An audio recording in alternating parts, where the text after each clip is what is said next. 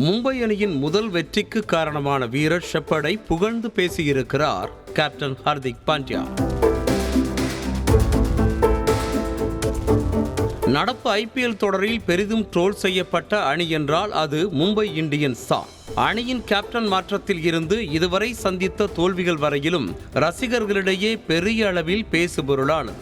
Mumbai Indians விளையாடிய 3 போட்டிகளிலும் தோல்வியை தழுவி கடைசி இடத்தில் இருந்தது. அதேபோல 4 போட்டிகளில் 1 வெற்றி 3 தோல்வியை பெற்று 9வது இடத்தில் டெல்லி கேபிட்டல்ஸ் இருந்தது. இந்த இரு அணிகளும் மோதிய போட்டி மும்பை வான்கடே மைதானத்தில் ஏப்ரல் 7ஆம் தேதி நடைபெற்றது. சொந்த மண்ணில் முதல் வெற்றியை பெற்றாக வேண்டிய கட்டாயத்தில் இருந்தது மும்பை இந்தியன்ஸ் அணி. எதிர்பார்த்ததைப் போலவே டெல்லி அணியை 29 ரன்கள் வித்தியாசத்தில் வீழ்த்தி முதல் வெற்றியை ருசித்தது ஹர்திக் பாண்டியா தலைமையிலான மும்பை அணி. கடைசி ஓவரில் மட்டும் 32 ரன்களை விளாசி வெற்றிக்கு காரணமாக இருந்த ஷெப்பர்ட் ஆட்ட நாயகன் விருது பெற்றார். வெற்றி குறித்து மும்பை கேப்டன் ஹர்திக் பாண்டியா பேசுகையில், மனதளவில் நாங்கள் தெளிவாக இருக்க வேண்டியிருந்தது. எங்களுக்குள் அன்பும் ஆதரவும் அதிகம் உள்ளது. அதை டிரெஸ்ஸிங் ரூமில் வீரர்களிடையே பார்க்க முடிகிறது. எங்களுக்குள் நம்பிக்கை இருந்தது. மீண்டு எழ ஒரே ஒரு வெற்றி தேவை என அனைவரும் நம்பினோம்.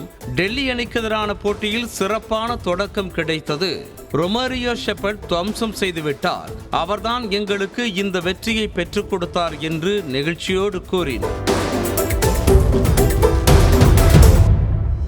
அதேபோல பவர் பிளேயில் போதுமான ரன்களை குவிக்காததுதான் தோல்விக்கு காரணம் என கூறிய டெல்லி கேபிட்டல்ஸ் அணியின் கேப்டன் ரிஷப் பந்த், இன்னும் 1 ஓவர் இருந்திருந்தால் ஆட்டத்தின் முடிவே மாறியிருக்கும் என்றும், போட்டியின் முடிவு மீது பழி சுமத்துவதை விட்டு எங்களை முன்னேற்றுவதற்கு பார்க்க வேண்டும் எனவும் உறுதியோடு கூறினார். இந்த வெற்றியின் மூலம் கடைசி இடத்தில் இருந்த மும்பை அணி 8வது இடத்திற்கு முன்னேறிய நிலையில் 9வது இடத்தில் இருந்த டெல்லி அணி கடைசி இடத்திற்கு சென்றுள்ளது.